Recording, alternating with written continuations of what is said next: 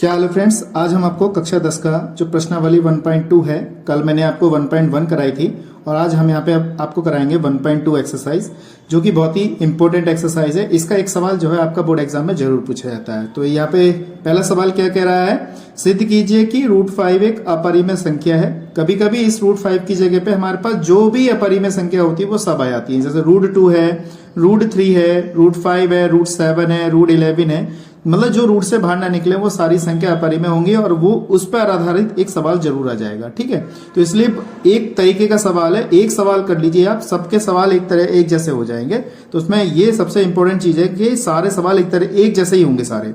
ठीक है, इसमें लैंग्वेज होगा बिल्कुल सेम है, थोड़ा सा लैंग्वेज चेंज हो जाएगी। ये भी बिल्कुल सेम होगा, थोड़ी सी लैंग्वेज चेंज हो जाएगी। ये भी बिल्कुल सेम होगा, थोड़ी सी लैंग्वेज चेंज, ये थोड़ा सा होगा, लैंग्वेज चेंज हो जाएगी। ठीक है, बस और कुछ नहीं है। करने का तरीका सेम है और घबराने की जरूरत नहीं, बहुत आसान। कैसे करते हैं, वीडियो पर बने रहिएगा। आप मुझे जानते हैं, मेरा नाम है साकेत और आप देख रहे हैं मेरे चैनल साकेत वाला मैथ। चलिए शुरू करते हैं। चैनल पहली बार आए, चैनल को सब्सक्राइब कीजिएगा, वीडियो को यार शेयर कीजिएगा। ठीक है दोस्तों, तो पहला प्रश्न हम यहाँ पे सिद्ध कराते हैं। सिद्ध कीजिए कि √5 एक अपरिमेय संख्या है। इस टाइप से कोई भी संख्या आ जाए तो वहां पे घबराना नहीं है आपको, सब एक जैसे ही होंगे।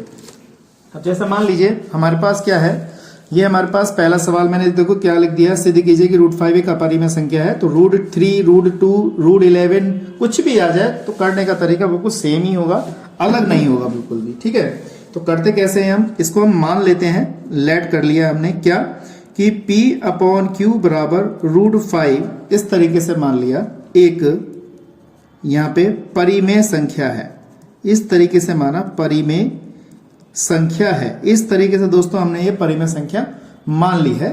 इसके बाद हमने क्या किया, P/Q जो था Q इस साइड में भेज दिया हमने, तो ये हो जाएगा √5 × Q। इस तरीके से ये समीकरण हमारी एक हो गई। आपको हर सवाल में ऐसे ही करना है, कोई सा भी आ जाए। अब यहाँ पे क्या करेंगे, आप दोनों तरफ वर्क कर देंगे। तो दोनों तरफ मैंने क्या किया, वर्क कर दिया। यहाँ पे लिख देता हूं, दोनों तरफ वर्ग करने पर।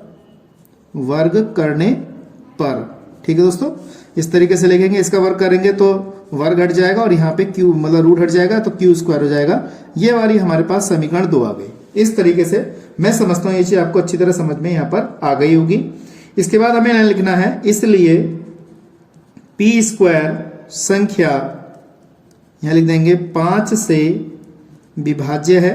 यहाँ लिख दिया हमने 5 से विभाज्य है। यहाँ लिख देंगे अतः P संख्या, ठीक है दोस्तों, P संख्या भी 5 से विभाज्य होगी। तो हमने दोस्तों यहाँ पे देखिए इस टाइप से लिखा, ये भी इतना हो गया। देखो ज्यादा अब तक कुछ भी हार्ड नहीं है, बहुत आसान है। आप वीडियो पे बने रहिएगा तभी आपको अच्छी तरह समझ में आएगा। इसके बाद हमने क्या किया, पुनः कुछ मान लेते हैं। जैसे मैंने यहाँ पे P बराबर कितना माना था, ये इस टाइप से माना था। तो यहाँ लिख देंगे P बराबर मैंने क्या मान लिया, 5R मान लिया। क्या मान लिया, 5R। कुछ भी मान लिया मैंने अपनी तरफ से, 5R मान लिया। उसके बाद मैंने क्या किया, दोनों तरफ वर्ग कर दिया।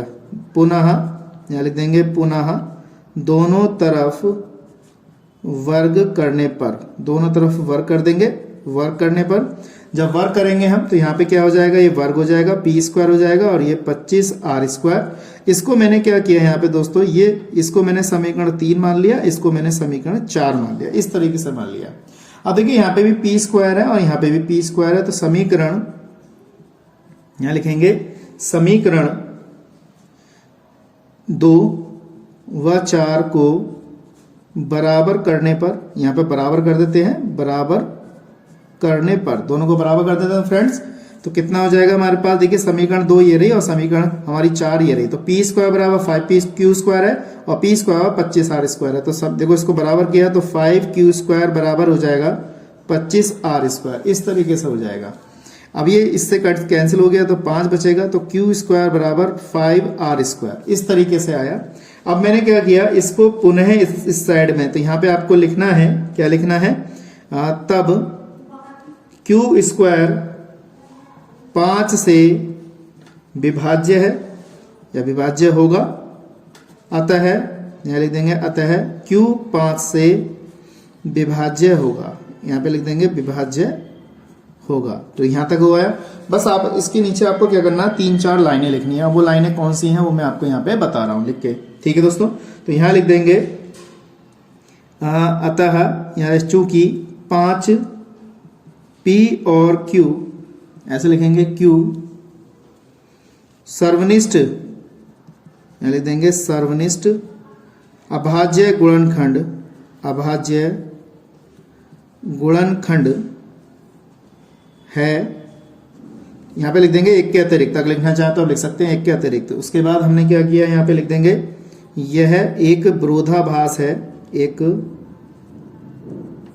विरोधाभास है, ठीक है, क्योंकि है, यहाँ लिखेंगे क्योंकि, ठीक है दोस्तों, क्योंकि हमारी मान्यता के अनुसार, मान्यता के अनुसार P और Q में कोई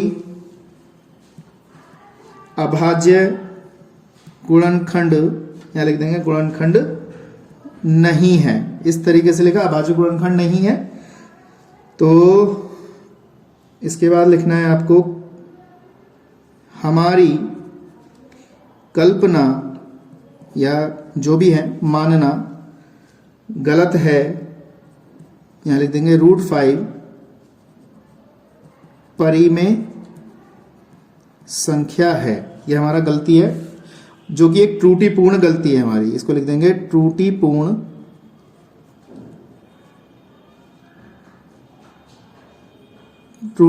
गलती है। इस तरीके से लिखा। अतः यहाँ पे लिख देंगे, अतः यहाँ पे लिख देते हैं, अतः √5 एक क्या है, एक अपरिमेय संख्या है, अपरिमेय संख्या है। दोस्तों देखिए ये वाला पूरा सवाल हुआ इस टाइप से। तो ये आपका 2 नंबर में या 5 नंबर में कभी कभी बोर्ड एग्जाम में पूछा जाता है। तो इस प्रकार से सारे क्वेश्चन होने हैं हमारे पास। तो वीडियो में बने रहिएगा। इसके बाद मैं क्वेश्चन नंबर 2 कराता हूं, देखिए कैसे करते हैं। तो देखिए दोस्तों क्वेश्चन नंबर 2 हमारा है, यहाँ पे किताब में हम आपको दिखाते हैं। क्वेश्चन नंबर 2 में क्या कह रहा है, क्वेश्चन नंबर 2 में कह रहा है सिद्ध कीजिए कि 3 + 2√5 एक अपरिमेय संख्या। बिल्कुल सेम ऐसे ही है, लेकिन ये इतना बड़ा नहीं है, छोटा सा होगा। तो कैसे करते हैं देखिएगा। तो हमने क्या किया, मान लेते हैं P/Q बराबर 3 + 2√5 एक, यहाँ लिख देंगे परिमेय संख्या है, परिमेय संख्या लिख देंगे यहाँ पे। और साथ में एक चीज लिख देंगे, जबकि Q ≠ 0 है। और यहाँ लिख देंगे P तथा Q एक धन पूर्णांक है। क्या है, धन पूर्णांक है दोस्तों। ये लिख देंगे धन पूर्णांक है, ठीक है दोस्तों, धन पूर्णांक है। अब इसके बाद हमने क्या करना है, ये वाला 3 जो है इस साइड में लेके आएंगे हम। P/Q बराबर ये 3 था, तो मैं एक लाइन बढ़ा देता हूं यहाँ पे इस तरीके से। इस वाले 3 को इस साइड में लेके आइए। कितना हो जाएगा, P/Q माइनस का 3 और बराबर हो जाएगा हमारे पास 2√5। इस तरीके से लिख लिया। अब देखिए रूट वाली जो संख्या है हमारे पास, रूट वाली संख्या केवल √5 है और कोई संख्या नहीं है इसमें हमारे पास, ठीक है दोस्तों। तो ये वाला देखिए, ये वाला पद, इसमें आप पहले क्या करें, इसमें एलसीएम ले लीजिए। तो P माइनस का 3Q अपॉन में Q बराबर 2√5, इस तरीके से लिखा मैंने। ये वाला देखिए रूट नहीं है तो उसको नीचे ले आते हैं। तो P माइनस 3Q अपॉन में 2Q बराबर कितना आ जाएगा, √5 हो जाएगा। अब देखिए यहाँ पर हमारे पास ये जो संख्या आई, ये वाली, ये जो संख्या आई हमारे पास, ये कैसी संख्या है हमारे पास, एक परिमेय संख्या है। और ये वाली जो संख्या है वो वाली कैसी संख्या हो गई, हमारी अपरिमेय संख्या। लेकिन हमें ये तो सिद्ध करना है। तो यहाँ पे हमने क्या लिखना है आपको, यहाँ लिख देंगे अतः या इसलिए P/Q एक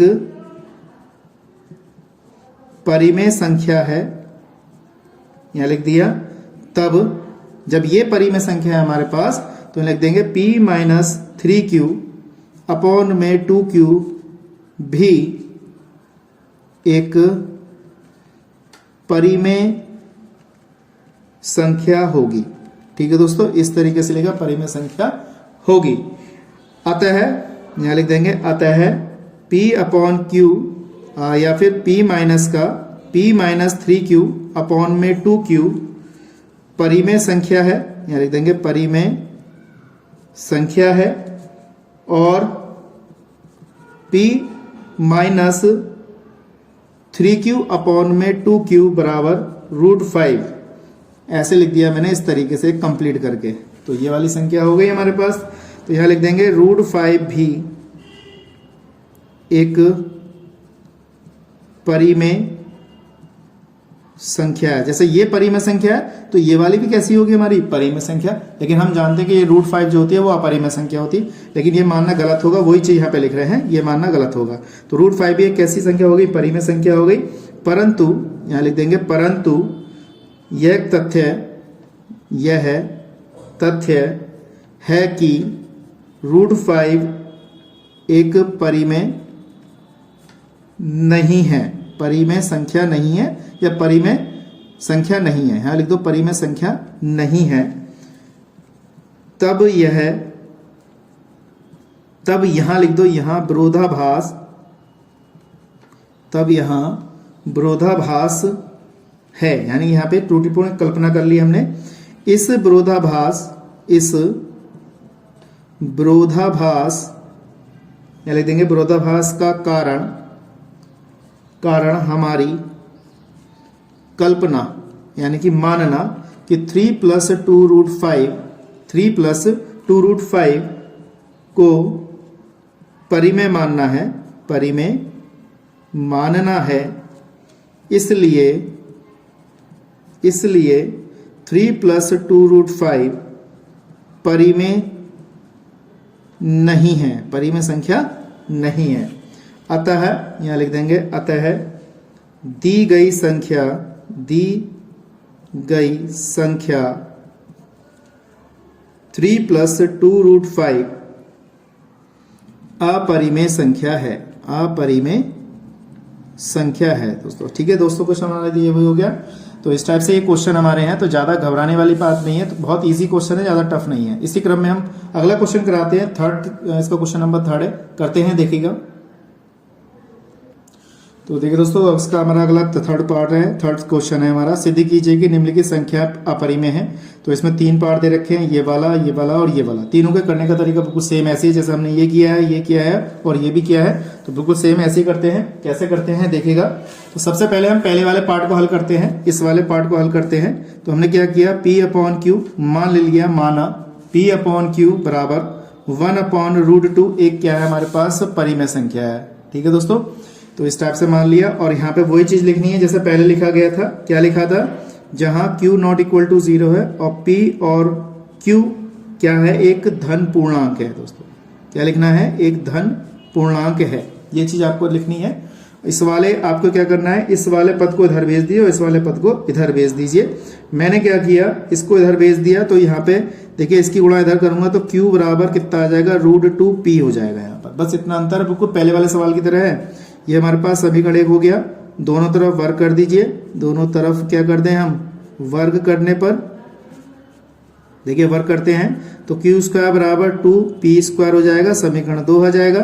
ठीक है दोस्तों, अब हमने क्या हमारे पास है, आपको वही लिखना है कि Q² यहाँ पे 2 से विभाज्य है, लिखना है दोस्तों, विभाज्य है।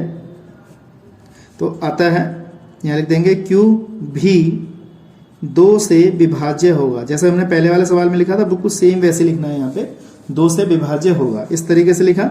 अब यहाँ पे लिख दिया हमने, क्या किया, इसको माना, पुनः मान लेते हैं, माना। अब जैसे यहाँ पे वहां पे P माना था तो यहाँ पे Q बराबर मान लेते हैं, Q बराबर यहाँ पे आ जाएगा 2R, इस तरीके से मान लिया। तो ये हमारे पास समीकरण 3 हो गई। पुनः दोनों तरफ वर्ग कर देंगे, पुनः दोनों तरफ वर्ग करने पर तो Q² बराबर 4R², समीकरण नंबर 4 आ जाएगा। समीकरण 2 को और 4 को बराबर कर दो, जैसे पहले वाले सवाल में बराबर किया था, बिल्कुल सेम वैसे ही है। तो हमने क्या किया, समीकरण 2 व 4 को बराबर करने पर तो Q² बराबर इतना है, Q² बराबर इतना, तो 2P² बराबर 4R², ये कट जाएगा। तो हमारे पास क्या बचेगा, P² बराबर 2R² बचेगा, तो P बराबर √2R², इस तरीके से बच गया हमारे पास ये। तो यहाँ लिख देंगे P² 2 से विभाज्य है, जैसे मैं यहाँ पे जैसा भी लिखा था विभाज्य है। अतः यहाँ लिख देंगे P 2 से विभाज्य होगा। ठीक है दोस्तों, इस तरीके से लिखा, 2 से विभाज्य होगा। अब इसके बाद हमारे पास ये सब चीज आ गया, तो आपको वही चीज लाइन लिखनी है जो हमने पूरी लाइन लिखवाई थी। कौन कौन सी लाइन लिखवाई थी वो लिख देते हैं यहाँ पर। तो यहाँ लिख देंगे हम P व Q में 1 के अतिरिक्त आपको वही वाली लाइन लिख देना है जो पहले वाले सवाल में लिखनी है। मैं बार बार नहीं लिख रहा हूँ, आप अगर आपको लिखना है तो लिखवा सकता हूँ मैं दोबारा, कोई दिक्कत नहीं है। वहाँ पे बिल्कुल सेम आपको वही लाइन लिखनी है जो वाली पहले वाले सवाल में इतनी सारी लैंग्वेज लिखी थी, या दूसरे सवाल में जो लैंग्वेज लिखी थी बिल्कुल सेम वैसे ही है। इसी क्रम में अगला प्रश्न कराते हैं हमें 7√5 एक अपरिमेय संख्या, बिल्कुल सेम ऐसी होना है। कैसे होना है वीडियो पे बनी रहिएगा। देखिए दोस्तों हमारे पास इधर रखा है, तो हमने क्या किया, माना है इसे P/Q बराबर 7√5 इस तरीके से लिखेंगे। और आपको लिखना है Q नॉट इक्वल टू 0, जहां लिख देंगे जहां P और Q, ठीक है, एक धन पूर्णांक है, एक धन पूर्णांक है, यहाँ लिख देंगे एक परिमेय संख्या है, ठीक है। एक यहाँ लिख दीजिए एक परिमेय संख्या है, जब तो मानेंगे जब तो इसको लिखेंगे धन पूर्णांक। तो ये आ गया। अब हमने क्या किया, इस वाले देखिए इस पर रूट नहीं है तो इसको नीचे ले आएंगे, P/7Q बराबर √5। अब देखिए अगर देखा जाए तो ये परिमेय संख्या और ये अपरिमेय संख्या, ठीक है, लेकिन हमें तो सिद्ध करना है सबको मान के कि ये हमारी परिमेय संख्या है, इसको तब हल करेंगे यहाँ पर। अब इसके बाद हमने क्या करना है, यहाँ पे लिख देना है, लिख देंगे चूंकि P/Q एक परिमेय संख्या है, इस तरीके से लिखा, तो P/7Q भी एक परिमेय संख्या होगी, ठीक है दोस्तों, इस तरीके से लिख दिया, परिमेय संख्या होगी। अब यहां पे लिख देंगे तब √5 भी क्या है, एक जब ये परिमेय है ये परिमेय है, तो भाई √5 भी हमारे पास क्या होगी, परिमेय संख्या होगी, परिमेय संख्या होनी चाहिए, ठीक है दोस्तों। परंतु यह मानना गलत है, लिख देंगे गलत है कि √5 एक परिमेय संख्या नहीं है, ऐसे लिखेंगे।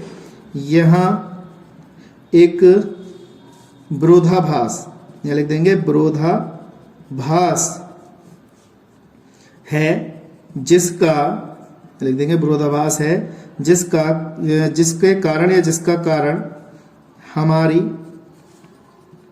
मान्यता की संख्या 7√5,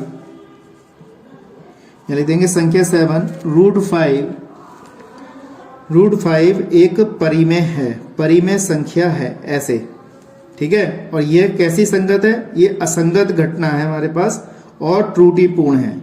कैसी है, त्रुटिपूर्ण है, यह है त्रुटिपूर्ण है, इस तरीके से मैंने लिखा, त्रुटिपूर्ण है, अतः यहां लिख देंगे 7√5 एक हमारी अपरिमेय संख्या है, इस तरीके से मैंने लिखा। देखिए बहुत ही आसान सवाल है, ज़्यादा हार्ड नहीं है, बहुत इजी है, आप बस इसको केयरफुली करिएगा, वीडियो पे बने रहिएगा तभी आपको अच्छी तरह समझ में आएगा। इसी क्रम में एक लास्ट प्रश्न और है, उसको कराते हैं, वीडियो पे बने रहिएगा। कैसे करते हैं देखिएगा।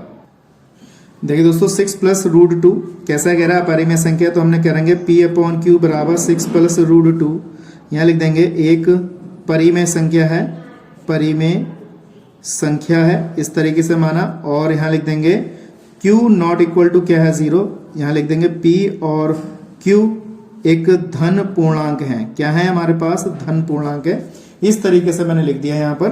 अब इसके बाद हमने क्या किया, P/Q -6 बराबर √2। अब देखिए ये वाली संख्या तो परिमेय होगा और ये वाली अपरिमेय, लेकिन हमें परिमेय माना है सब संख्या को।